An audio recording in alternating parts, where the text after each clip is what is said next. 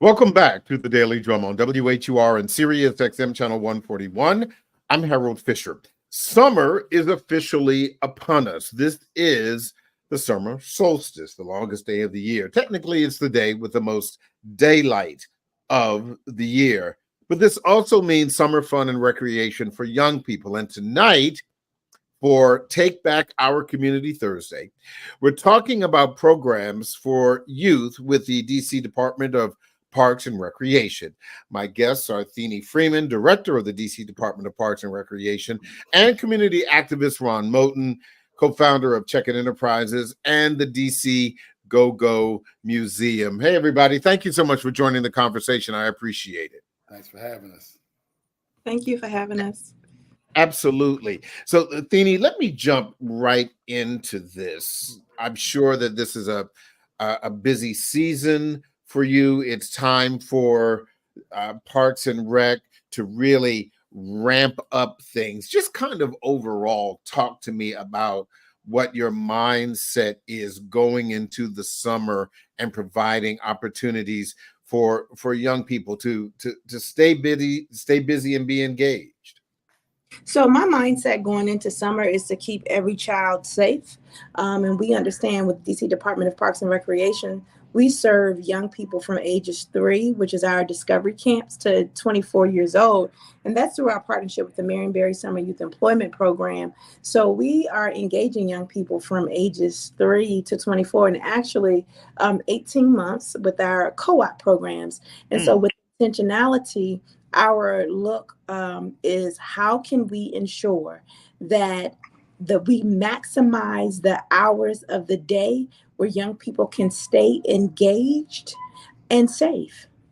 Yeah, it's so interesting that you mentioned that, because for those of us of a certain age, and I include Ron Moten in that Ron, back in the day, for DC Park and Rec, especially the dozens and dozens of recreation centers that have historically been part of the system, there was a lot of foundational stuff. You had your volleyball, you had chess, you had other kinds of board games and parlor games. But Thene, young people have changed a lot. Their minds move faster than they did back in the prehistoric times when I was a kid.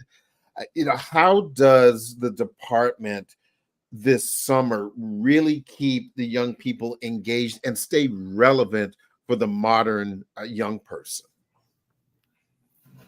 So it's interesting because as times have changed, you said it, we had to change and we had to make an adjustment. And I think sometimes the challenge with adults and adultism is telling young people what to do instead of asking young people, what would you like to do? How can we best serve you? So we have an esports program for that purpose. We have a culinary arts camp.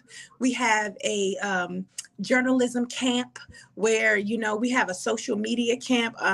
Mr. Moten, I'm sure, will chime in. One thing that he started in my previous role as the Associate Director of Youth Programs at Department of Employment Services, Ronald Moten and I recognized that young people were showing up with insurmountable amounts of trauma and then trying to get them employed without us doing the work. So Mr. Moten and I started what we call Moving Mountains, and that's to address the trauma that's associated with watching, and I'm doing my hand like this because young people were scrolling and ingesting trauma with every news story, with everything that they saw on social media, without their brains fully developing and having a place to go. So we're trying to mitigate some of that through our camps and through our engagement. We're training staff so that staff will learn how to de-escalate, to create room for young people to just breathe, instead of always, what's wrong with you? The old school way, you walk into a place and a young person doesn't speak. I know you ain't got no home training. But you're saying that to a child who's really homeless. So now you've triggered them, right? Wow.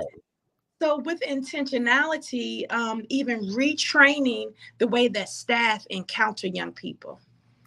Ron, talk to me about that, because I think, Thene talks to us about something that a lot of people just aren't considering. Yeah, well, the thing is, I always think of doing youth work as like doing work as people who call themselves Muslims or Christians. We always use people who understand them to come with a message with them, right?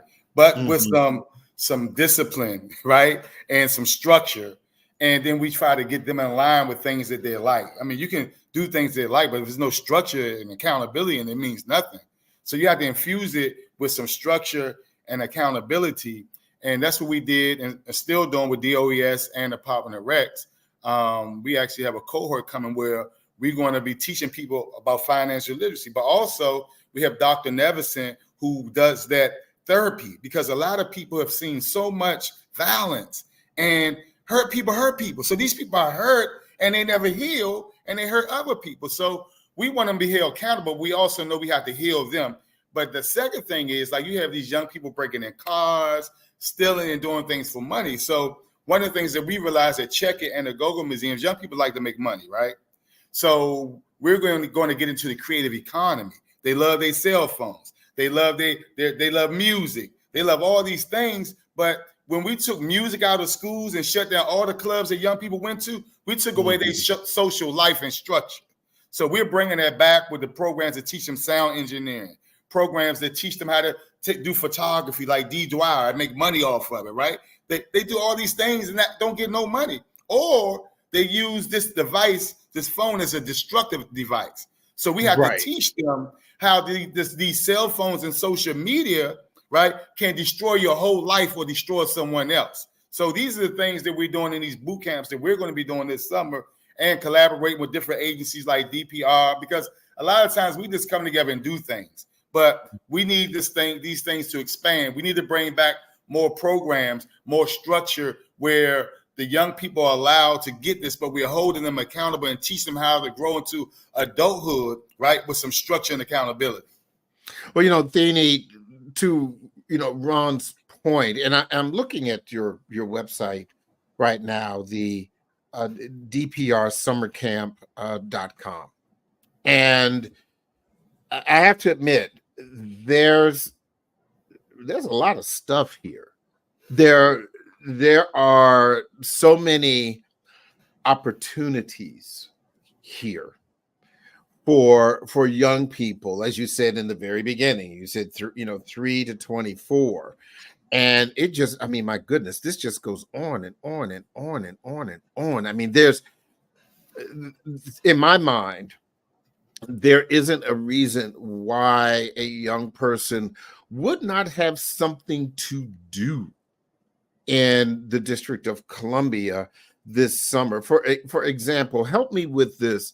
I'm looking at something, and this is really interesting. Future EGOT Performing Arts Camp. What is that?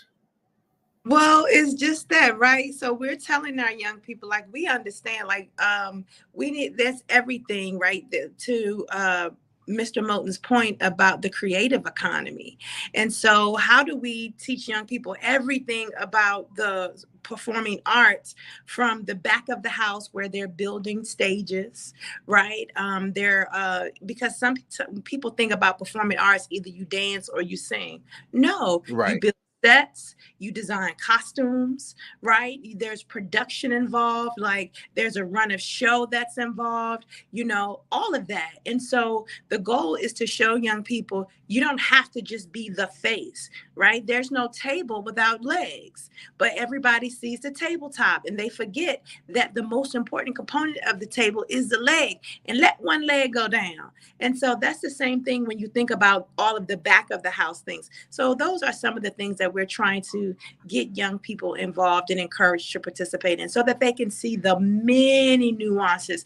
Because the other thing is, right, if I am not what you see on social media, which is very pretty, not whether I am or not, if I believe that I am not, shaped a certain way, if I don't look a certain way, then I may believe that I can't even begin to work in this industry, when that's not the truth. I mean, even you have voiceovers and all the whole industry, other parts of it that people don't consider.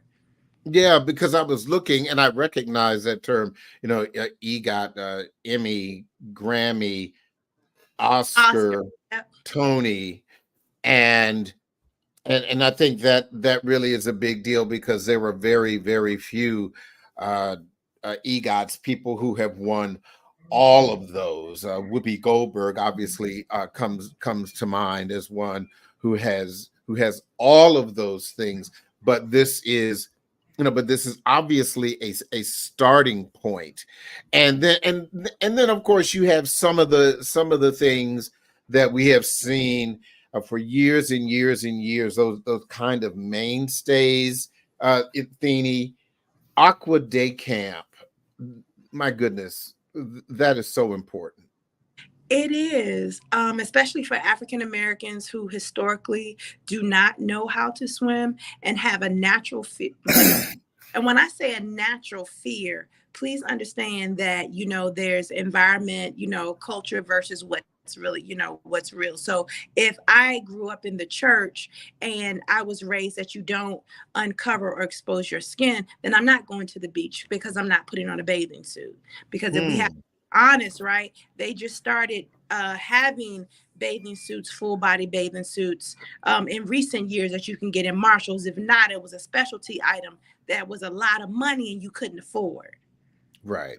Yeah. So even just trying to break the nuances of the hair, right? Like, it's a big thing, especially with African American females and this hair journey with trying to get into the water. And I will say this, Harold, DC, recently there's a conference held by recreation professionals, and DC actually did a class on how to engage African Americans in the world of aquatics, because outside of DC, you don't see a lot of African American swim teams and other young people in that sport.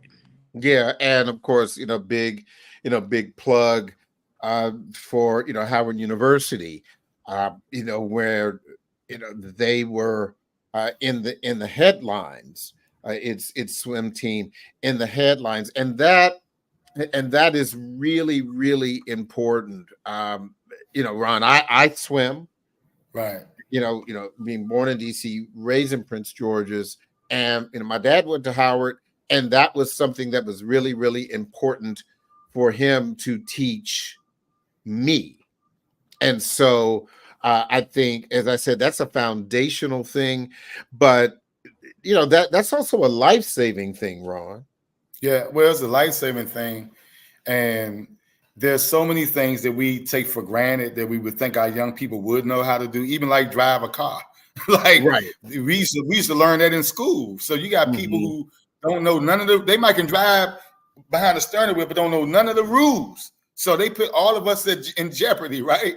So, I mean, these things are very important. Harold, this is why I get real upset when I hear activists and people say that DC doesn't have programs.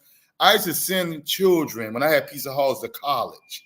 And I used to love when they went down South Carolina and places like that, so they can see how nobody cared anything about them like we do here.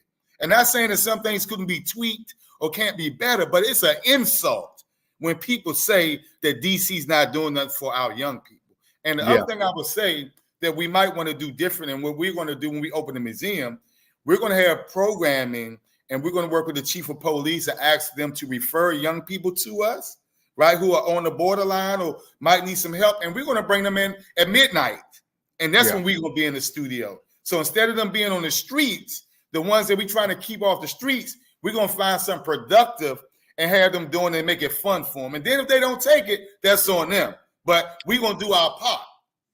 Well, look, I need to take a break, but before I do that, I want to just get this information out there. For those who are interested in the DC summer camps, you can find them online at dprsummercamp.com. That's dprsummercamp.com. We have so much more to talk about, so please, we're going to take a quick break, but don't forget you can hear this in every edition of the Daily Drum Insight segment via podcast on WHUR.com.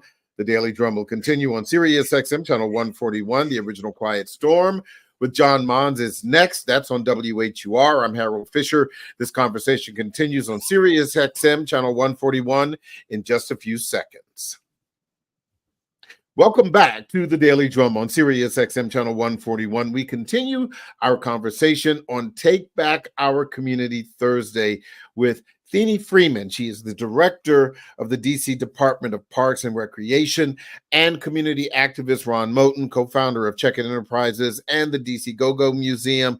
Of course, we're talking about summer programs for young people, and this could be one of the most fruitful opportunities with DC Park and Rec in the city's history. There are so many opportunities for young people to participate. So, but this is my question for you, Thenie. I mentioned before the break, if they need information, they can go to dprsummercamp.com.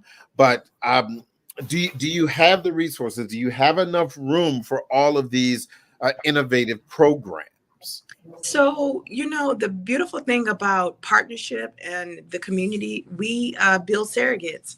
And so we put out Rec for All grants. We ask the community, if you're serving young. Oh, Lord, we lost her. We lost her. We'll get her back. But one of the things that I did want to talk to you about, Ron, and you kind of touched on this right before the break, and you talked about doing things at night. As you know, that's a really rough time for young people and the community, when that's when the cutting up happens, and when that happens, it becomes problematic. It involves safety, and this gets in the way of us taking back our community.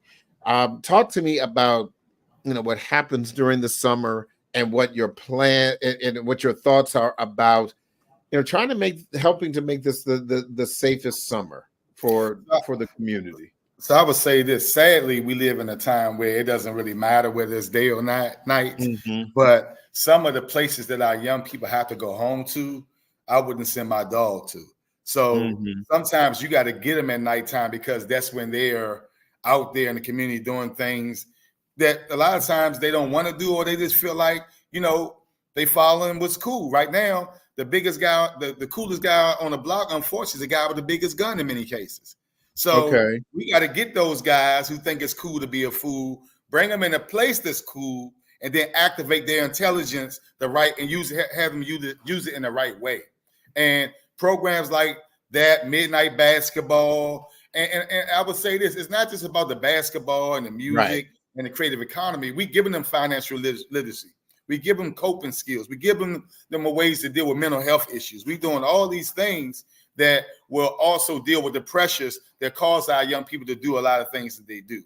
Right. So, it's just very important. And we got to give them the platforms again. Now, we just did the event at Sycamore Oak yesterday for Juneteenth, and we had all these young people learning how to dance a go-go music. And they had a ball, including my son, right? And we have to start doing interactive things like that, where young people get a chance to be important and shine in a positive way and get reinforcement from hundreds of people who are cheering them on for doing the right thing. Right now, they get cheered on this phone right here for doing stupid stuff, right? We got to change that. We have the power to change that. And we have to be creative and smart enough to understand that we've been doing something wrong. Yeah, and that's one of the things, as you probably heard, the U.S. Surgeon General recently spoke about the dangers of social media. Yeah, often the government is the last to speak out. Parents know that, right?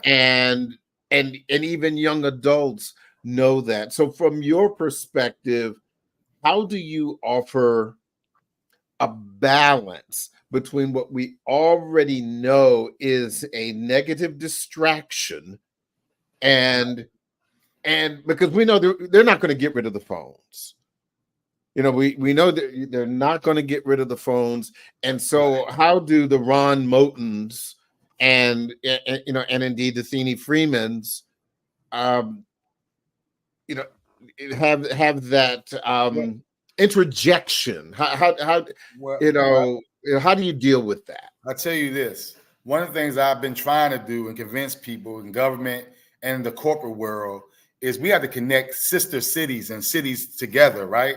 Because right now, if a child puts something on social media in DC, right, it's not just going to get likes if it's crazy from DC. It's going to be all over every urban community and beyond, right? So if we connect them with our brothers and sisters in different cities and we set up this platform or multiple platforms where young people start getting attention, right, and getting that same type of drive from the energy given from the outside for doing what's right, then they will do it more. If they have more things to do, right, to get attention. Like I remember in our schools in DC, every Monday was a fashion show. There was a talent show. It was a lot of events going on. But what happened when J. Rock got killed at Ballou Senior High School in 2002, slowly we said we're going to keep the school safe. And it was more about getting the youngest out the school after school than keeping them in the school, which should be the safest place on the planet. So we just have to be creative and give them, like the Department of Rex is doing with all these programs, and figure out a way, how do we tie this into social media and get these young people attention, not just in DC, but connect their great creativity around the world. It's not that hard if we just focus on it. Mm-hmm. Thenie, and I think and there's another lens that I have, and that lens is the lens.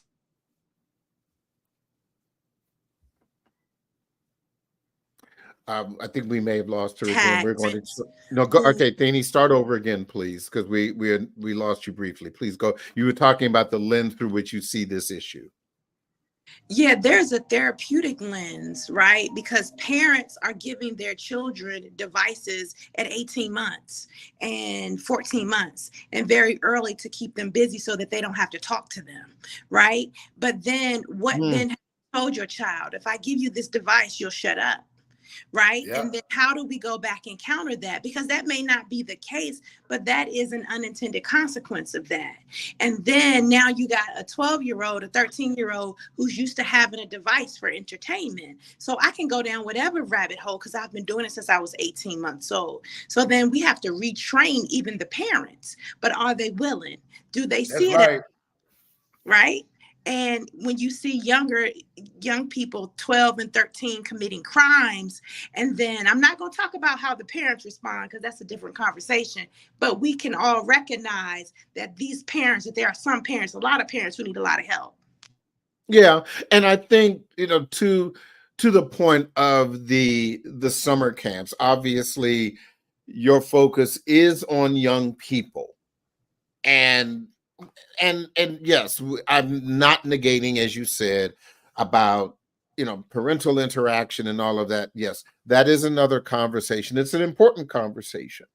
But obviously, your focus, with these summer programs is to really get young people engaged, not just keeping them busy, but to engage their minds and get them to think differently.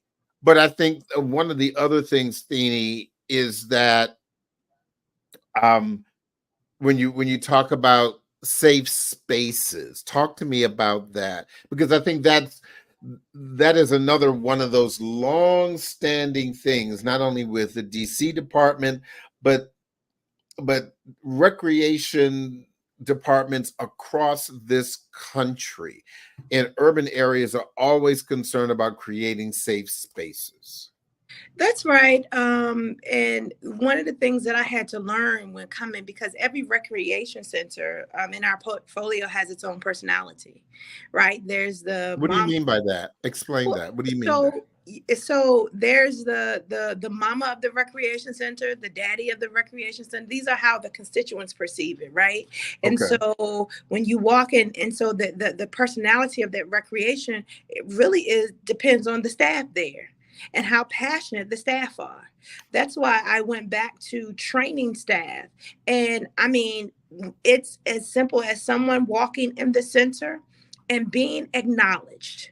Hey, how are you today? That goes along with how can I help you today, right? And understanding that customer service is part of service. And I'm talking about at the heart and core of service is how are you today? And with intentionality checking in. And that's what I mean by young people. And I'll go back to COVID, like 4 years ago, everybody told us that the kids were fine. The children are fine. Worry about the grandmas. Worry about the people with ailments. Worry about those who have this, and that. Don't worry about the kids. The kids will be fine. And so kids, again, were given devices via school, via, go ahead, entertainment, and do something. And we're seeing now those kids were not okay because they lost the social, emotional connection during pivotal years. So when we hear today that a 12-year-old is arrested for carjacking, 4 years ago when COVID happened, that 12-year-old was 8. You understand what I'm saying? Yes. So that is the unintended consequence of not having that child connected to a school. Now, I'm not saying that we did anything wrong because we were trying to save masses of lives. And we did, right? And this is all Monday morning quarterback. Like, oh, dag, y'all, the kids were really not okay. And so we are trying to understand that and to give them space to say, it's okay to say I'm not okay.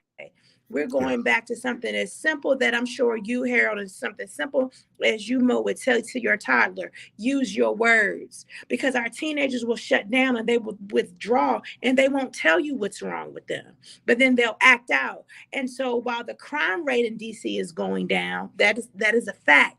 What is spiking is first-time offenders with some of the most violent offenses. Ron? Yeah, so like I said, I believe in accountability. I think we have a lot of great programs in DC. I think we have to change some of our methods and going and getting some of the young people, because DC is putting out a lot of money to address a lot of the problems that we see. And I know these young people can be reached because I've seen it before. We didn't have as many young people committing crimes like this, but we have worked with young people who committing the crimes that we're seeing, and we have changed the lives of those people. And in fact, I talked about J-Block earlier. I'm working with Play for Life and Coach Mike at Johnson Middle School, where every child is on the honor roll, and they come from these communities that we're talking about. But the level of accountability is this high, and they haven't lost a game in 3 years. But everybody has to go to, if your grades are low, guess what? You're going to be after school, right, in study hall, getting your grades up. And the parents bucked it at first, but he said, well, I guess they're not going to be on my team. And what do you think the parents did? They want to be on the winning team. So their child came to study hall. So we have to have accountability. We have to put the study hall in place, right? We can't talk about the problem if we don't have a solution to it to help these parents, right? And then we got to push these children forward. So we're working with these sports teams, because we just had a walk the other day with a young guy who was 12 years old that shot himself over here in Kenilworth. He was a star football player. He was walking with us, with Coach, and we wrapped our arms around him as a community and told him that you're going to be all right. We got you. You made a mistake, but guess what? We got you now, right? Because what's happening, we got all these players and they're making it on the field, but they got a lot of messes not being cleaned up. And that's a training for coaches too, because you can be a star player and I'm not dealing with your problems and issues. So I'm really hurting you versus helping you if I'm putting you on the field without addressing those issues. So we're putting together and we're working on with the chief of police. We're working with DOES, Department of Recs, and our goal is to put together a pool of resources and everybody working together, right? To get to these athletes and these young people who a lot of times got stuff going on that we're not seeing. But like Thini said, we got to address it. Yeah. And that was one of our first cohorts, Harold, with Mo and I working together, because as Mo will say, government is designed to care, government is not designed to love. So when I had the vision for Moving Mountains, I went directly to Mo and I said, I need you. And I want to get young athletes, right? Because what also I've seen in the world of work is young athletes, they matriculate, and from the age of 8, they're used to somebody screaming their name. You're so great. You're so great. You're so great. Oh, good job. Good job. All this affirmation and validation. But as soon as there's an injury, it's the falling prince syndrome, right? So then what happens when you don't love me no more? When I can't carry the ball or make the 3-pointer, what happens to me? How do I feel psychologically? And then what am I doing, right? And how do I show up in a space, work, where I've never had to do or be before, right? And so we partnered with that cohort. Not only was it successful, it was necessary, because oddly enough, as the universe would have it, we started working with these young people from Watkins football team. And then in the middle of it, and Ron can validate all of this, there was a tragedy on Halloween with one of the players. But because we had already put in, right, the trauma services, the first call that we got was, I need therapy for my players because we lost one. And it wasn't disingenuous, because they knew us and they had already been working with us. And even for the coach, who had a resource. And Harold, to see grown men be vulnerable with young people, it is beautiful, right? Because there's this thing where you can't cry, you can't shed, but to have young people sit in a room with young men, Black men, that say, I love you and I got you, it is one of the most powerful things to ever experience. Something that Ron said earlier about we got you, maybe that sounds like a poster for park and recreation centers, because it is a simple message for young people. They know what it means. They understand it. I won't take credit for it if it starts popping up in some of the park.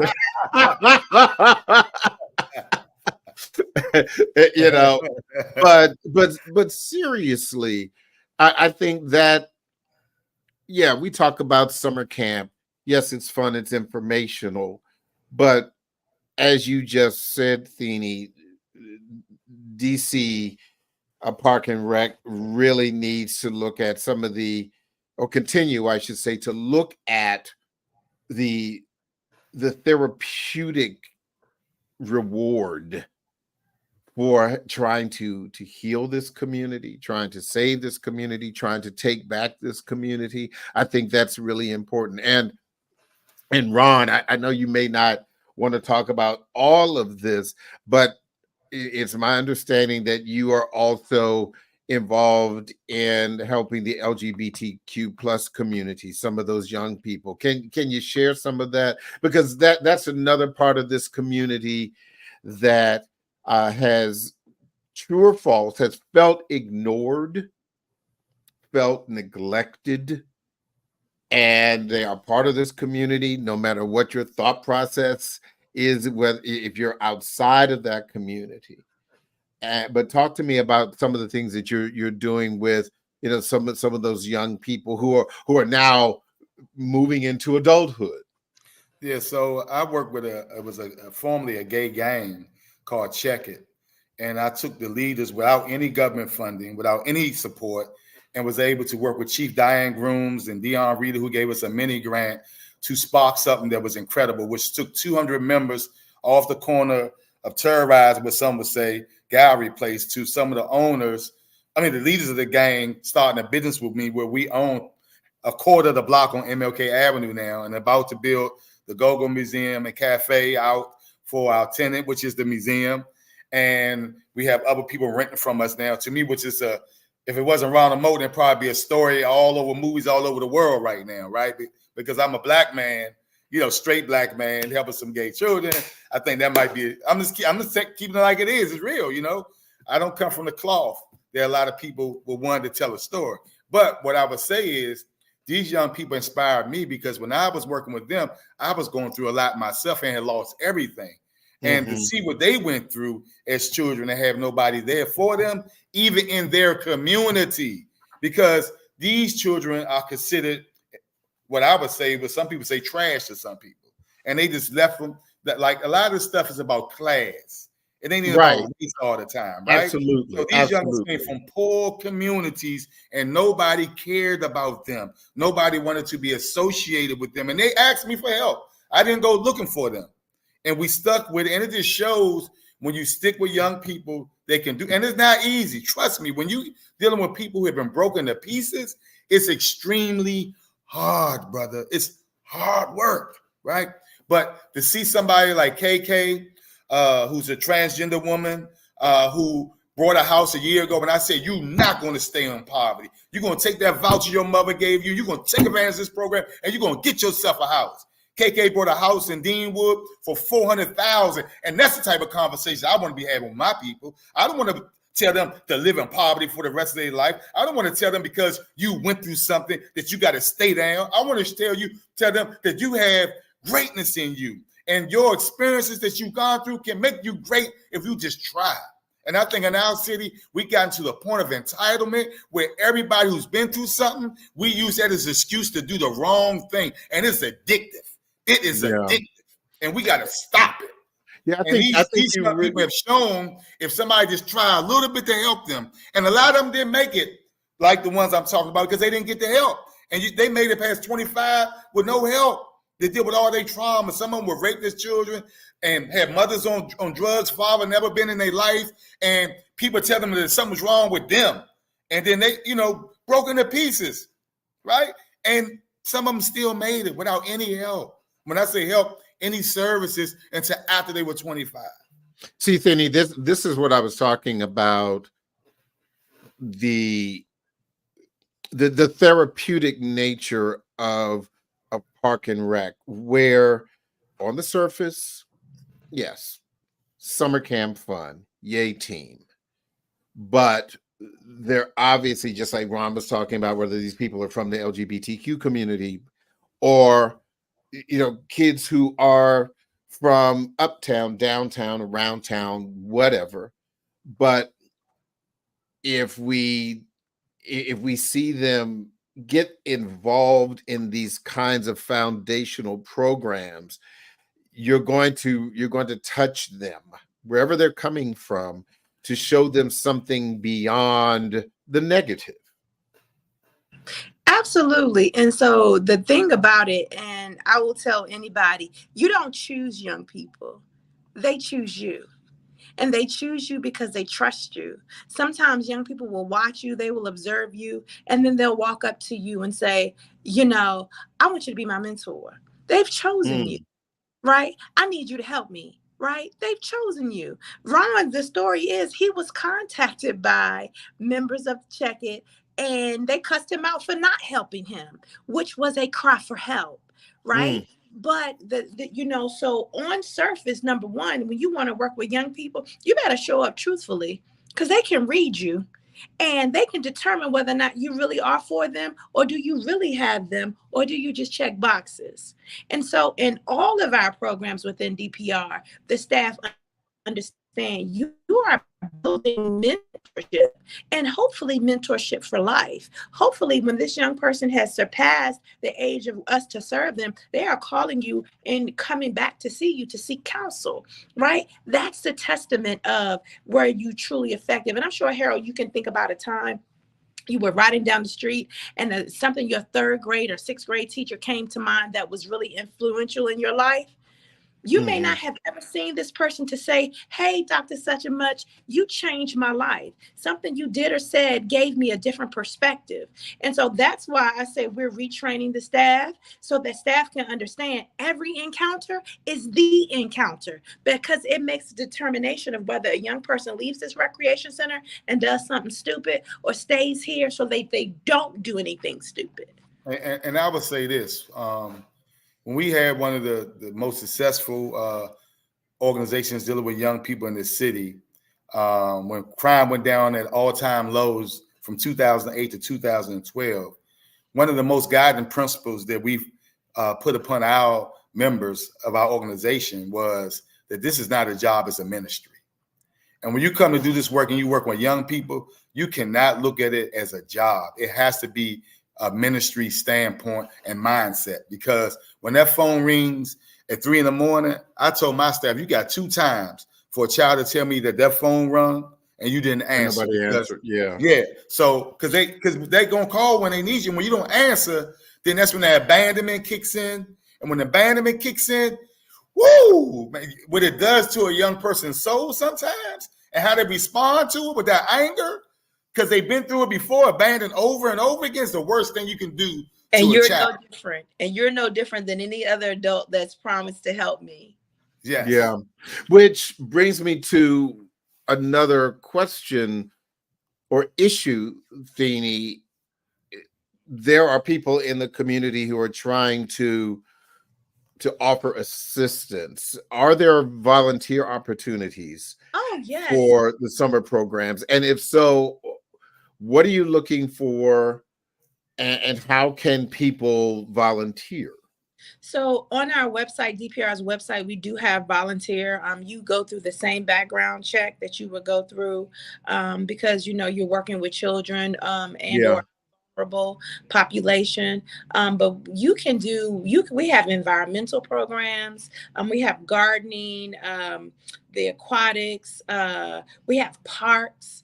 I like to use the hashtag more than rec, because it's more than just a recreation center. And so it runs the gamut. Well, like we've started our late night hype series. We'll be at Bald Eagle this week. And so there are many opportunities to volunteer. Come serve popcorn, come serve hot dogs, break down some tables, serve snow cones. Just if you want to volunteer, we would love to have you. And then I say to the retired community, or even those who are in transition of work, we still have a few slots to work this summer if you're interested in working. One of the things we're doing, if you're interested or okay with doing overnights, go to Camp Riverview, 75 miles away in Scotland, Maryland. It's a property that DC owns, and we take 1,000 young people down there. They fish, they camp, they bike, they horseback ride, they get on the what's some things that they ride around the city illegally. You can ride them on that land. Hey, but you know what? To your point, when I talk about creativity, I have vaguely talked to former Chief Conti about it. I was trying to get them to do it, and I was like, won't we start a league for dirt bikers and four-wheelers, right? If we start a league for them, just like we did for the skateboarders who were getting all in our way, turn all our marble aesthetics up in our statues and things downtown. Mm-hmm. And we say, listen, you could be in this league, but if we catch you riding out here, you can't be in the league. And make it cool to do it the right way. I'm telling you, there's so many things that we can do if we are creative and willing to take a risk on something. I mean, what we got to lose? Right, exactly. We put all these people in town that ride around down on Pennsylvania Avenue with these $1 million cars. Why can't we take and get some $500,000 cars, dirt bikes, and ride around RFK with them? Yeah. Obviously, Ron, you are and always have been full of ideas, and I'm glad to see that that you are still keeping your boots on the ground, your ear to the ground, and try to help make the community better. Feeny Freeman, I want to thank you so much for spending this time with us. Good luck to you and this summer camp program. There's so much to do, and I think it's going to be wonderful. And I wish you just the absolute most success. If you put "We Got You" on the wall, I will come and take a selfie. I'll be there for it. Thank you all. And we start our program mid-July for those people who want to be in the program that I was talking about. So they can inbox me, Ronald Moten, on Instagram, or it'll be on the website next week at the GoGoMuseumCafe.com. Thank you all so much. I really appreciate your time. Good luck to you both. Thank you. That is the Daily Drum for this Thursday, June 20th. I'm Harold Fisher. Good night.